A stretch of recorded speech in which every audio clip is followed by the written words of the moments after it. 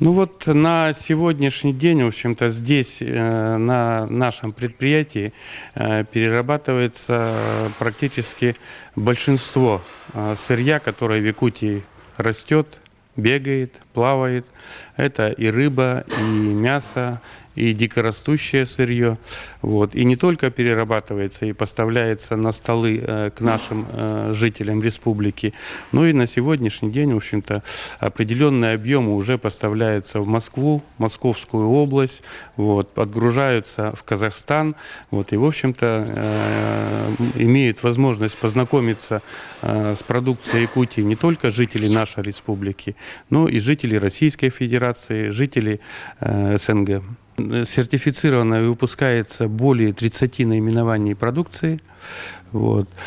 Коллектив здесь небольшой. Основной костяк – это операторы, то есть те, кто здесь на заводе получил профессию, обучился, имеет стаж, потому что профессии действительно очень сложные, нужны навыки.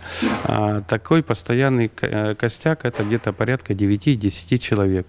Вот. И в пиковые периоды – это периоды заготовки ягоды, вот, переработки весенней рыбы, вот, мясо. Вот, значит, коллектив увеличивается до 20-30 человек. Полностью знаем все свойства своей оленины, своей рыбы, своего мяса, своих тех же самых ягод, которые у нас в банке. Это, наверное, только в основном мы, якутяне. Мы знаем, что это полезно, вкусно, питательно. Вот. Значит, поэтому, наверное, вот мы являемся самыми ярыми приверженцами своей продукции. Единственное, конечно, то, что консервы это свои местные, это немного непривычно для местного жителя. Плюс к этому то же самое варенье, вот оно у нас в банках ничем не отличается от домашнего. Многие варят сами, кто-то приобретает. Вот. Если говорить о внешнем рынке, да, внешний рынок это, конечно, экзотика для внешнего рынка. То есть кто-то где-то слышал.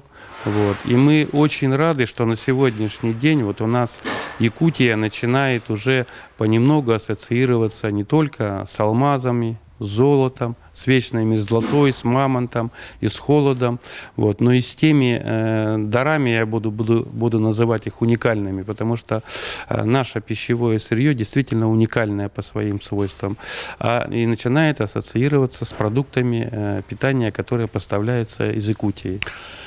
Ну, само по себе вообще консервное производство, оно считается самым высокотехнологичным в пищевом производстве.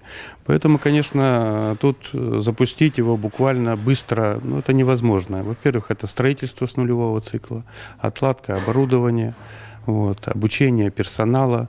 Вот. И здесь, конечно, еще свою роль сыграло что? То, что у нас на сегодняшний день в Российской Федерации, ну, практически почти нет опыта производства вот именно продуктов, вот консервов из северного сырья и в северных условиях. То есть это приходилось и технологии, допустим, вот, и технические вопросы решать, вплоть до охлаждения воды. Если на обыкновенных предприятиях это делается почти при плюсовой температуре, то при минус 50 здесь вот вода по технологическому циклу выводится на улицу, охлаждается. То есть масса всевозможных нюансов. И это, конечно, повлекло свои сложности. Вот сложности были и с сырьем, потому что сырье, вот вы сами все якутяне знаете, оно у нас очень капризное. То есть его нельзя долго хранить, оно не терпит, значит, перепада температур в плюс.